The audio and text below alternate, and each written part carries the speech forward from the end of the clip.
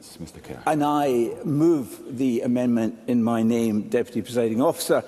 I don't think the Cabinet Secretary actually answered the question I asked in my intervention. I'm happy for him to intervene on me to answer that question. Does he think it's right that the European Union is making security cooperation contingent on access, long-term access, to UK fishing waters? He didn't answer that question, and maybe he would like to take a moment to do so. Cabinet Secretary.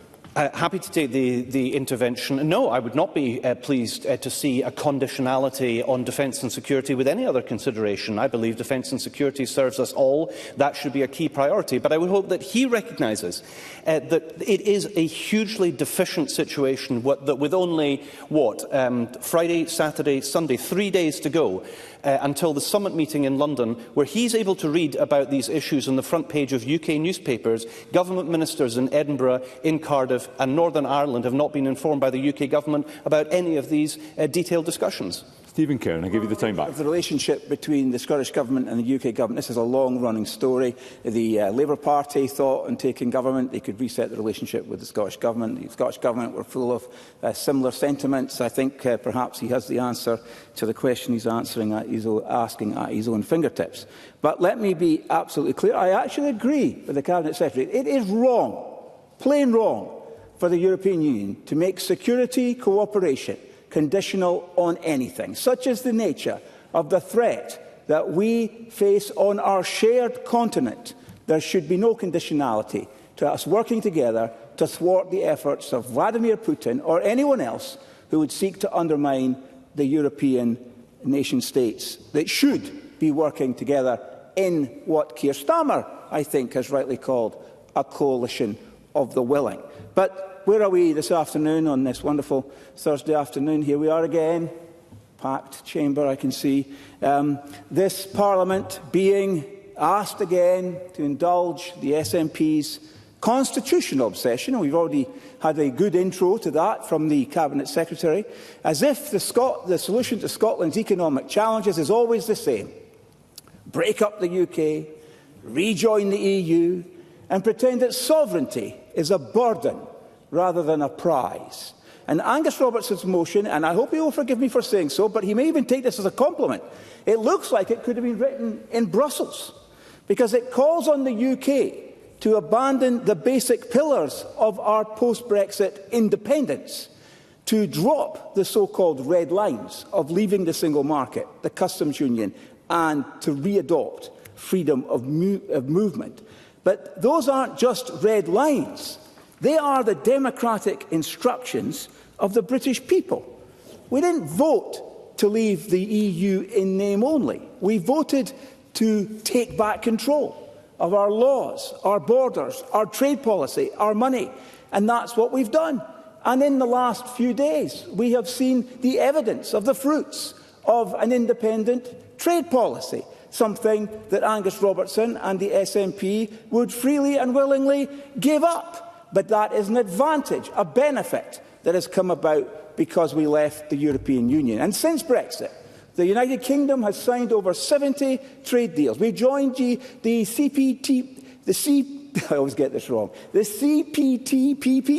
We're negotiating the detail of free trade agreements with India and the United States. And particularly, by the way, the trade deal with India has been widely welcomed, especially by the Scotch whisky industry, because behind that deal there will be prosperity for that sector and jobs in some of the most remote parts of Scotland.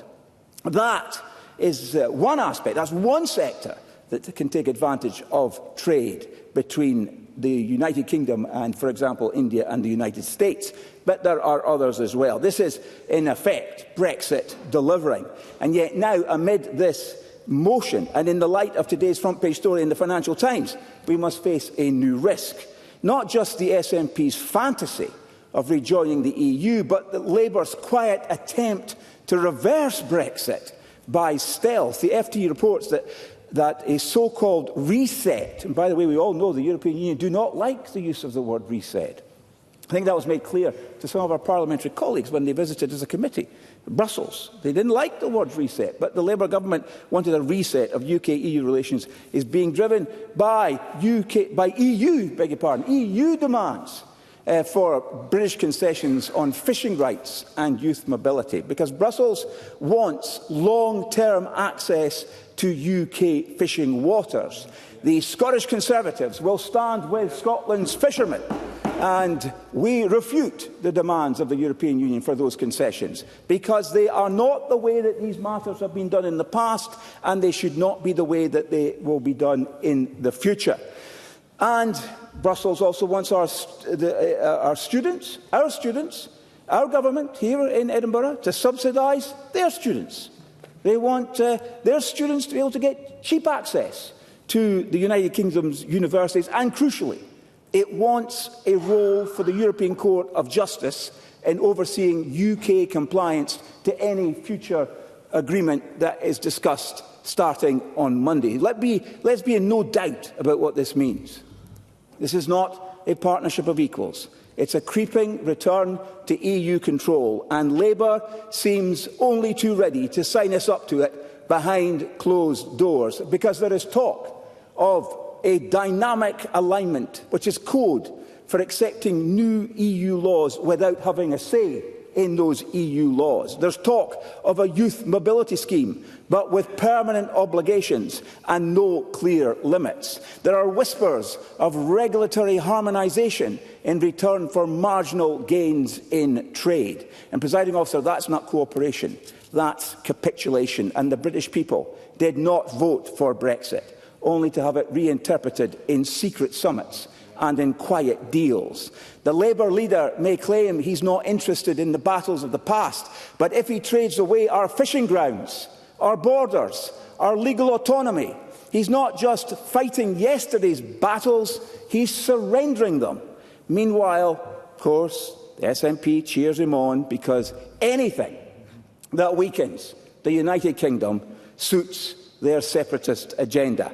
And we've heard enough grievance just in the opening statement by the Cabinet Secretary, surely to convince the neutral observer that that is the intention of the SNP and government here at Holyrood. But let's be clear, this isn't about strengthening. Of course I will. Douglas Lumsden.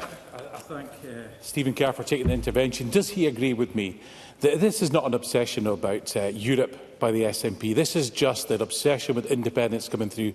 They would use any topic to further their cause of independence, whether that's Brexit, whether it's a pandemic, war in Ukraine, or even Nigel Farage. They will use anything to try and get their way, and they never will.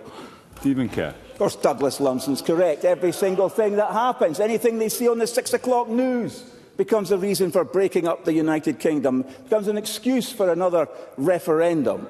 So let's be clear, this is not for the SNP about strengthening ties with Europe as much as it's about weakening the bonds of Britain. And all of it comes wrapped, I think, in a staggering hypocrisy. The motion speaks of closer climate cooperation, while the SNP government has no energy strategy, blocks nuclear, sabotages oil and gas, and presides over wind farm developments that are collapsing under its own broken planning regime. It talks of food and drink agreements, but it's the United Kingdom government, not the EU, that's out there fighting for Scottish exports. It's UK trade deals that are promoting Scotch whisky, Scottish salmon, and our fantastic food and drink sector around the world. And it laments that devolved governments haven't seen the draft EU summit text, but the Financial Times has, and they reveal that the EU are back to their usual ways of doing business. So, Deputy Presiding Officer, let's not pretend the SNP would use that information, if they even had access to it, which they apparently don't, in good faith. They don't want a good deal for Britain. They want a bad deal, because they want, in fact, they exist politically on a diet of division and grievance, and that is entirely why we're taking up this time, this Thursday afternoon in this Parliament, because it's another opportunity for them to fester that grievance. Presiding Officer, I know that Brexit is not a finished job, but the answer is not to go backwards. The answer is to defend and deepen our sovereignty, to use our freedoms to grow enterprise, to cut red tape and secure the best deals for the UK on our terms. We cannot afford to drift back under Brussels' orbit by stealth, nor can we allow an unelected European court to stand above our Parliament, our judges and our voters. Scotland's future is not in surrendering our sovereignty to the EU or in surrendering our prosperity to nationalist ideology. It is in standing proud as part of a strong, global trading, forward-looking United Kingdom. This Parliament should reject this motion. It should reject the SNP's dream of dependency, and it should reject Labour's quiet sellout of Brexit.